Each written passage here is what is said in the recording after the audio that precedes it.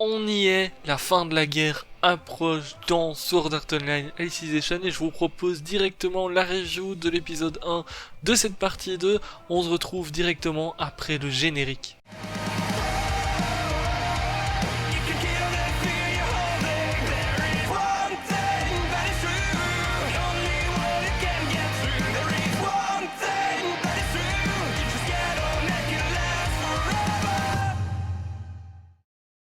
Yo tout le monde, c'est Aurel, on se retrouve pour la review de l'épisode 13 de Sword Art Online Alicization War of Underworld,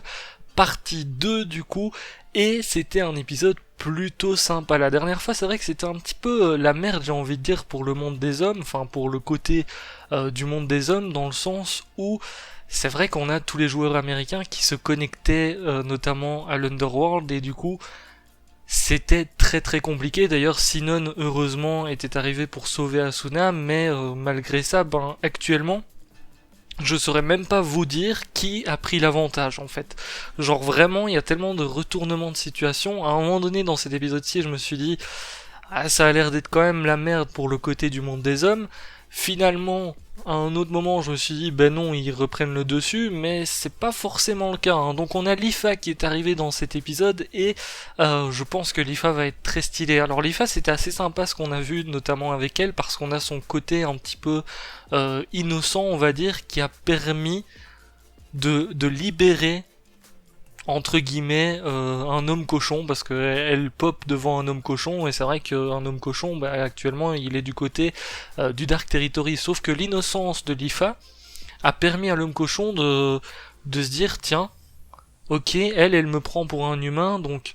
on n'est peut-être pas si différents, et du coup, on a eu des hésitations et tout, et finalement, l'homme cochon, d'ailleurs, a pris le côté de Lifa et a tout simplement essayé de l'aider, parce qu'on a dit Lei, un truc comme ça, je sais plus c'est quoi exactement, ni comment est-ce que ça se prononce, mais bon, on l'a déjà vu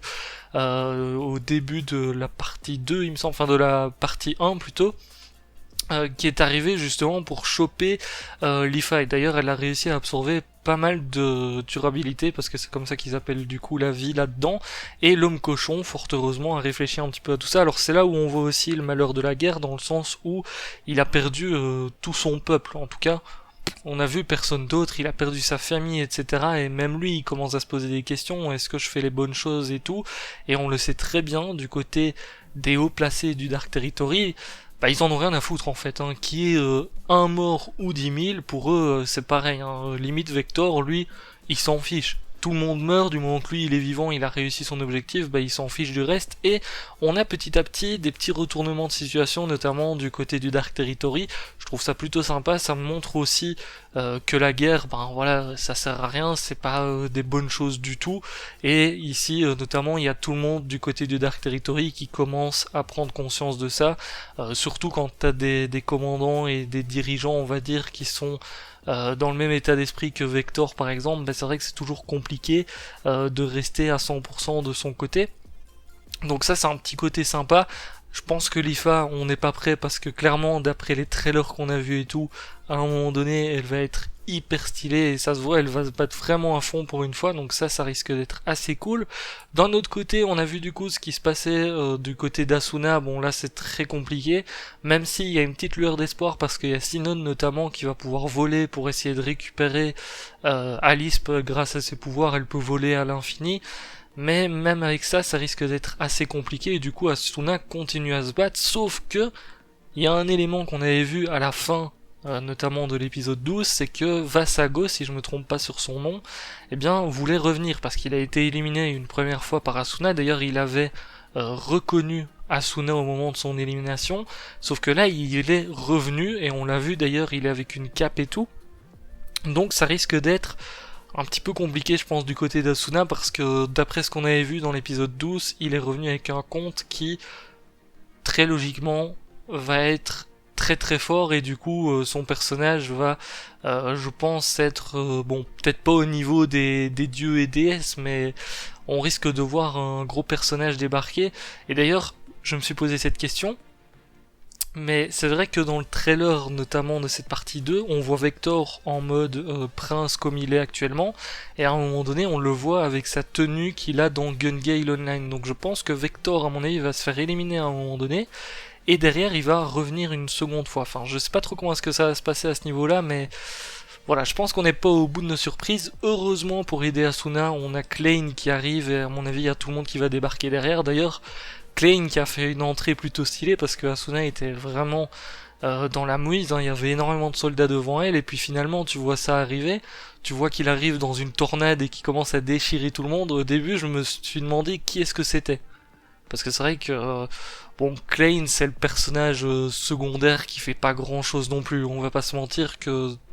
dans n'importe quelle saison des SAO, on l'a jamais vu sur le devant de la scène et finalement c'était lui. Pourquoi pas, je m'attendais à quelqu'un de peut-être plus stylé, mais pourquoi pas, disons que pour une fois que Klein arrive et fait quelque chose de d'oufissime, on va dire, bah ça reste plutôt sympa. Donc ça c'est tout ce qui s'est passé un petit peu dans cet épisode-ci, et à la fin on a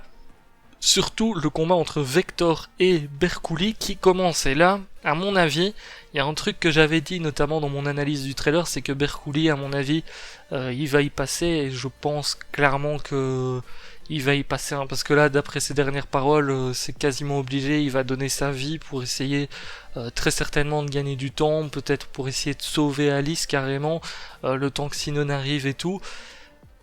Il a beau se battre, on l'a vu, Vector il est quand même un cran au-dessus de tout ce qu'on a vu. Vector avait toujours l'avantage, genre il pouvait rien faire, il s'est fait déchirer le bras en un rien de temps, Berkouli, alors qu'on le sait, c'est un des meilleurs guerriers, on va dire, du monde des hommes, donc c'est très compliqué à ce niveau-là, et je suis curieux de voir qui va affronter Vector derrière. À un moment donné, on va très certainement avoir un combat avec Sinon. Mais est-ce que Berkouli va réussir peut-être à le tuer une fois pour qu'il revienne avec son compte secondaire? Parce que je suis persuadé qu'à un moment donné, il va mourir ou qu'il va se passer quelque chose comme Versago finalement, et que derrière il va, enfin Vasago plutôt, et que derrière il va revenir avec son compte secondaire qui vient de Gun Gale Online. En tout cas, c'est ce que je pense personnellement actuellement, mais c'est vrai que là la situation elle est un petit peu délicate, hein. Si on remarque, je pense que le Dark Territory a un petit peu l'avantage malgré que Klein et tout arrivent. Actuellement, il y a Vasago qui traîne derrière Asuna, donc il peut se passer un truc, à mon avis, vu le personnage, il va faire un coup dans le dos et ça risque d'être très compliqué à ce niveau-là. Donc je pense qu'Asuna va être blessée à un moment donné. Lifa, bah, l'air de rien, elle s'est fait aspirer pas mal de durabilité, donc même elle, c'est compliqué. Du côté de Sinon, bon, bah, elle est sur le chemin, et du côté de Berkouli, voilà, c'est compliqué aussi, donc je pense que, mis à part si à un moment donné, les soldats qui sont restés en arrière et qui se battent là, les pugilistes et tout, ils arrivent à prendre l'avantage contre les joueurs américains et qui reviennent peut-être les aider, sinon là, effectivement, il serait peut-être temps qu'une certaine personne se réveille, j'ai envie de dire. D'ailleurs, parlons un petit peu de l'opening. Bon, je kiffe l'opening. Si jamais vous le passez, parce que je sais que certains passent les openings, allez le voir. Ça spoil un petit peu sur certains trucs quand même, donc il faut faire gaffe, mais ça annonce du très lourd et je suis impatient qu'on ait le prochain épisode tout simplement. N'hésitez pas à me dire ce que vous avez pensé un petit peu de cet épisode 13. Je vous dis à la semaine prochaine du coup pour la review de l'épisode 14 et j'espère qu'on va voir un petit peu plus de personnages qu'on n'a pas l'habitude de voir se battre, bah, par exemple tout ce qui est Lifa etc, parce que sur SAO la plupart du temps on voit les mêmes personnages se battre à fond. Kirito, on a vu Sinon aussi un petit peu dans la saison 2, Asuna et tout, mais là pour le coup j'aimerais bien voir des persos un petit peu plus secondaires, on va dire Lifa, Klein et tout, si on pouvait les voir un petit peu, peut-être contre des espèces de mini-boss qui en face, ou en tout cas des capitaines en face, ça serait cool de les voir un petit peu